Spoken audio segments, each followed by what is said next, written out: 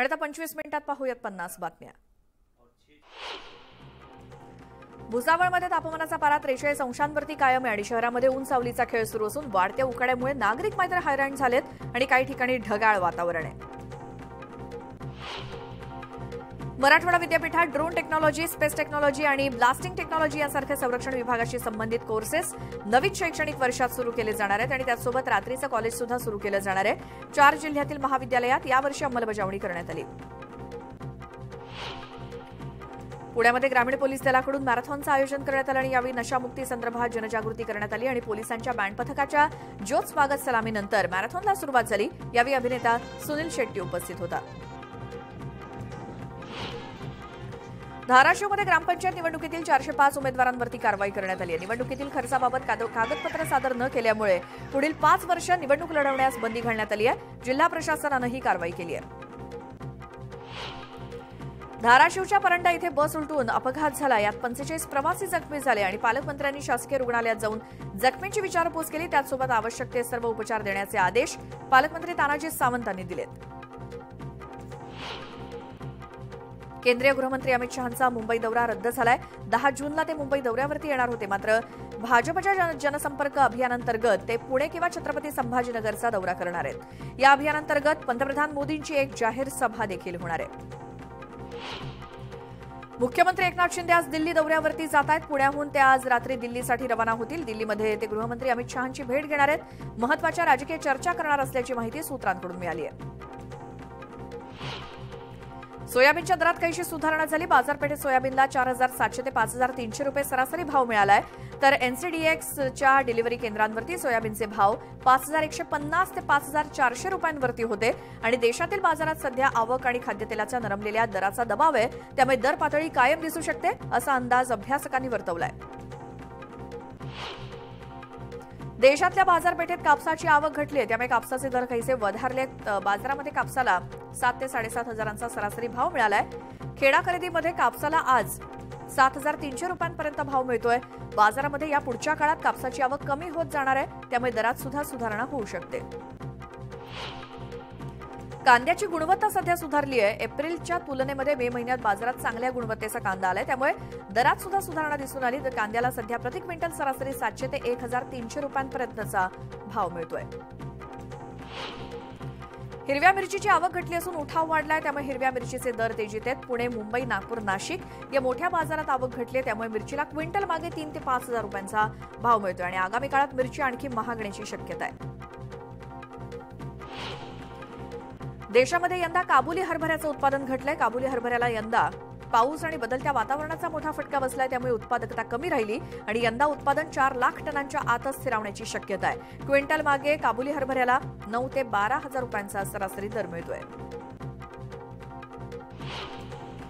खानदेशातील बाजार समित्यांमध्ये मक्याची आवक गेल्या 5 ते 6 दिवसात निम्म्यानं घटली, त्यामुळे दरात किंचितशी सुधारणा होऊन किमान 1,600 ते 1,700 रुपये दर मिळतोय आणि उत्पादनात वाढ झाल्यामुळे दर घसरल्याचं अभ्यासकांचं म्हणणं आहे. इथेनॉल उत्पादन वाढीसाठी केंद्राकडून विशेष प्रयत्न करण्यात येत आहेत आणि ऊस लागवडीदरम्यान 2 सरींच्या मध्ये गोड ज्वारीची लागवड करण्यात येत असून यासंदर्भात चाचणी सुरू आहे.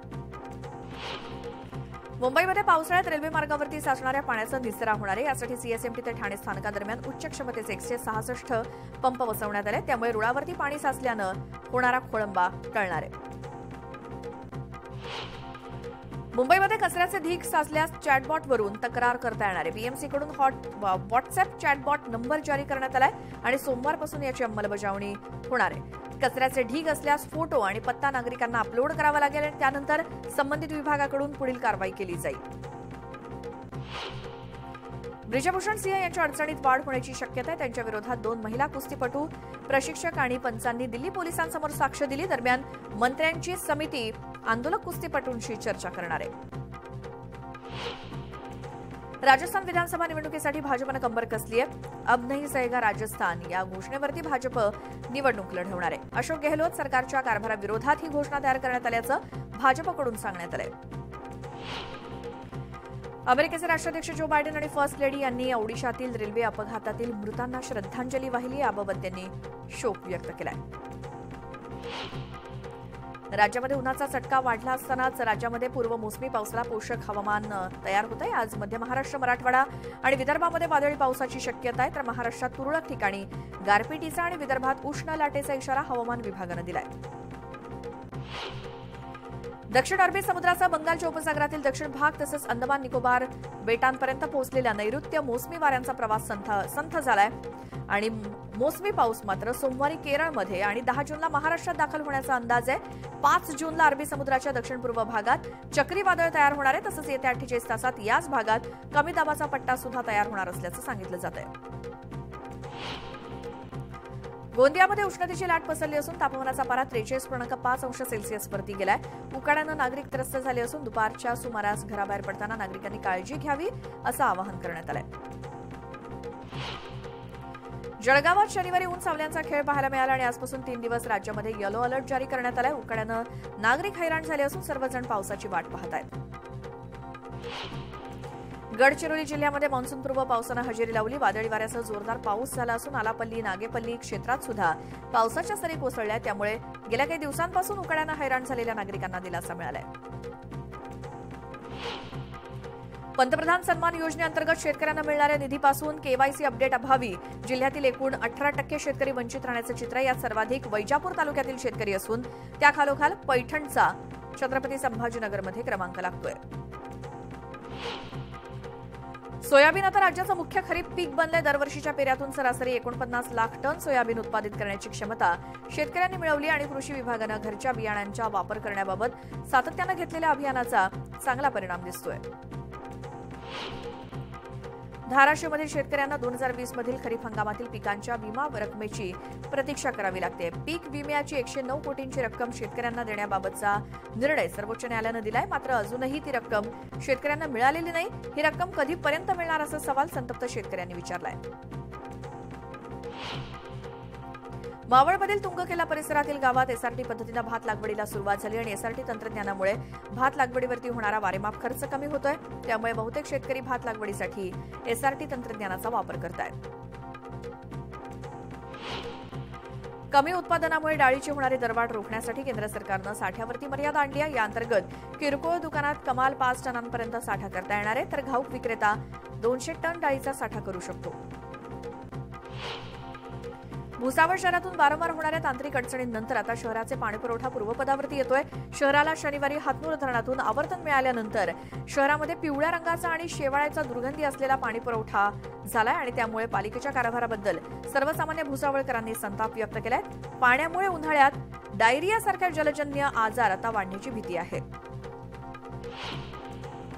रत्नागिरी जिल्ह्यातील जालगावातील शेतकऱ्याच्या शेतामध्ये 2 किलोंचा आंबा आढळला आणि हा आंबा सर्वत्र चर्चेचा विषय ठरतोय. रस बनवण्यासाठी आणि लोणचं बनवण्यासाठी या आंब्याला मोठी मागणी आहे. पावसाळ्याच्या तोंडावरती जुन्नरचा आंबा विक्रीसाठी बाजारात दाखल होतो आणि किल्ले शिवनेरीच्या आसपास 50 ते 200 वर्ष वय असलेल्या आंब्याच्या चांगल्या बागा आहेत. या भागातून येणारा आंबा उशिरा येणारा असला तरी हा आकारानं मोठा असतो आणि या भागातील माती आणि हवामानामुळे या आंब्याची उत्कृष्ट चव असते. ठाण्यातील बहुचर्चित क्लस्टर योजनेचा शुभारंभ सोमवारी मुख्यमंत्री एकनाथ शिंदे यांच्या हस्ते पार पडणार आहे आणि या सोहळ्याला उपमुख्यमंत्री देवेंद्र फडणवीस सुद्धा उपस्थित असतील. त्यामुळे गेल्या अनेक वर्षांपासून कागदावरती असलेल्या या योजनेच्या अंमलबजावणीला अखेर सुरुवात होणार आहे आणि क्लस्टर योजनेमुळे अधिकृत आणि मालकी हक्काच्या घरात राहण्याचं नागरिकांचं स्वप्न लवकरच साकार होणार आहे. पश्चिम रेल्वेवरील जोगेश्वरी गोरेगाव दरम्यान पुलाच्या कामासाठी आपण डाऊन धीम्या मार्गावरती तसंच आपण डाऊन हार्बर मार्गावर जम्बो ब्लॉक घेण्यात येतोय आणि हा ब्लॉक आज दुपारी 2 वाजेपर्यंत असणार आहे. या कालावधीत लोकलच्या वेळापत्रकात अनेक बदल करण्यात आले असून काही लोकल रद्द करण्यात आले. मध्य रेल्वे आणि हार्बर मार्गावरती विविध देखभालीची कामं करण्यासाठी रविवारी मेगा ब्लॉक घेण्यात येणार आहे. सीएसएमटीहून सकाळी 9:30 ते दुपारी 2:45 सुटणाऱ्या डाऊन जलद सेवा ठाणे आणि कल्याण स्थानकांदरम्यान डाऊन धीम्या मार्गावरून वळवण्यात येणार आहेत. धाराशिव जिल्ह्यातील परंडा इथे बस अपघातात 45 प्रवासी जखमी झाले होते आणि या प्रवाशांची आरोग्यमंत्री तानाजी सावंत यांनी भेट घेऊन विचारपूस केली. पुण्यश्लोक अहिल्यादेवी होळकर सोलापूर विद्यापीठाच्या सर्व अभ्यासक्रमांचे परीक्षा अर्ज भरण्यासाठी 5 जून 2023 पर्यंत मुदतवाढ देण्यात आली आहे. 15 जून ते 31 जुलै 2023 या कालावधीत विद्यापीठाच्या परीक्षा पूर्ण होतील असं देखील परीक्षा विभागाकडून सांगण्यात आलंय. छत्रपती संभाजीनगर विद्यापीठ काट टाकतंय. ड्रोन टेक्नॉलॉजी, स्पेस टेक्नॉलॉजी आणि ब्लास्टिंग टेक्नॉलॉजी यासारखं संरक्षण विभागाशी संबंधित कोर्सेस तसंच 4 जिल्ह्यांमध्ये रात्रीचं महाविद्यालय सुरू करण्यात येणार आहे. 11वी केंद्रीय ऑनलाईन प्रवेश प्रक्रियेतून कोटांतर्गत दिल्या जाणाऱ्या प्रवेशाचं वेळापत्रक प्रसिद्ध करण्यात आले आणि त्यानुसार विद्यार्थ्यांना येत्या 8 जूनपासून व्यवस्थापन कोटा, इन हाऊस कोटा आणि अल्पसंख्याक कोट्यातून प्रवेश घेण्यासाठी नोंदणी करावी लागणार आहे. मुंबईमध्ये डेंग्यूच्या आजारानं डोकं वर काढल्या. राज्यातील इतर शहरांपेक्षा मुंबई शहरात आतापर्यंत सुमारे 335 डेंग्यू विषाणूच्या आजाराच्या रुग्णांची नोंद झाली आहे. गेल्या वर्षीच्या तुलनेत यंदा डेंग्यूच्या रुग्णांमध्ये 50% वाढ झाली आहे. जळगाव जिल्ह्यातील रावेर तालुक्यातील वाघड ते शिंगाडी या रस्त्याचं काम अपूर्ण असल्यामुळे परिसरातील नागरिक त्रासलेत. रस्त्यावरती मोठ्या प्रमाणात खडी बाहेर आल्यानं दुचाकी वाहनं घसरून अपघातांचं प्रमाण वाढलंय. रत्नागिरीत महाप्रळमध्ये आंबेत खाडीवरील पूल वर्षभरापासून बंद असल्यामुळे वाहन चालकांचे प्रचंड हाल होत आहेत. हा पूल बंद असल्यानं वाहन चालकांना जेटीच्या मदतीनं पलीकडे जावं लागतंय. त्यामुळे लवकरात लवकर पूल बांधण्याची मागणी केली जाते. पुणे नाशिक महामार्गावरती खेड घाटात ट्रक चालकाला पोलिसांसमोरच नागरिकांनी चोप दिला. या ट्रक चालकांना भरधाव वेगानं जात इतर वाहनांना कट मारल्याच्या वादातून त्याला मारहाण करण्यात आली. छत्रपती संभाजीनगरमध्ये 2 वर्षांच्या मुलीचा अपहरणाचा डाव फसलाय. उकाड्यामुळे घराबाहेर झोपलेले असताना आरोपीनं मुलीला पळवून नेण्याचा प्रयत्न केला, पण आईवडिलांना जाग आल्यानं आरोपीला मुलीला सोडून पळ काढावा लागला आणि या प्रकरणी भरत गडवे या आरोपी विरोधात गुन्हा दाखल झालाय. सध्या महाराष्ट्राच्या राजकारणात पुढील मुख्यमंत्री कोण होणार यासाठी शर्यत लागली. आपला नेता मुख्यमंत्री व्हावा म्हणून कार्यकर्ते बॅनर, पोस्टर लावतायत आणि भंडारा शहरामध्ये नाना पटोलेंचे भावी मुख्यमंत्री असे बॅनर लागलेत. पटोलेंच्या वाढदिवसानिमित्तानं कार्यकर्त्यांनी हे बॅनर लावलेत आणि या बॅनरमुळे चर्चेला पुन्हा एकदा उधाण आलंय. धाराशिव ग्रामपंचायतीमधील 405 उमेदवारांवरती 5 वर्ष निवडणूक बंदी घालण्यात आली आणि ग्रामपंचायत निवडणुकीचा खर्च सादर न केल्यानं ही कारवाई करण्यात आली. जत्रा आली म्हणून सराव करणाऱ्यांमधला मी पैलवान नाही, निवडून येण्यासाठी कायम लोकांच्या मध्ये राहावं लागतं असा टोला भाजपचे खासदार संजय काका पाटलांनी काँग्रेस नेते विशाल पाटलांना लगावलाय. यंदाच्या लोकसभा निवडणुकीत विक्रमी मताधिक्यानं विजय आपलाच होईल असा विश्वास संजय काका पाटील यांनी व्यक्त केलाय. ठाकरे गटाचे खासदार संजय राऊत यांना वेळेच्या हॉस्पिटलमध्ये भरती करा अशी मागणी शिवसेना शिंदे गटातील पदाधिकाऱ्यांनी सोलापूर पोलिसांकडे केली आहे. उद्धव ठाकरेंनी खासदार संजय राऊतांकडे लक्ष द्यावं, अन्यथा शिवसेना शिंदे गटाकडून धडा शिकवण्याचा इशारा पदाधिकाऱ्यांनी दिलाय. रत्नागिरी जिल्ह्यातील दापोली येथे भक्ष्याचा पाठलाग करताना विहिरीत पडलेल्या बिबट्याची वनविभागानं सुटका केली. या बिबट्याची सुटका करून जंगलात त्याची रवानगी करण्यात आली. जून महिना उजाडला तरी अंगाची काहिली करणारी उष्णता काही कमी घेण्याचं नाव घेत नाहीये. मुंबईमध्ये पारा 35 अंश असला तरी 42 डिग्री उष्णता असल्याचं जाणवते आणि उष्णतेची ही लाट आणखी 2 दिवस कायम असणार आहे.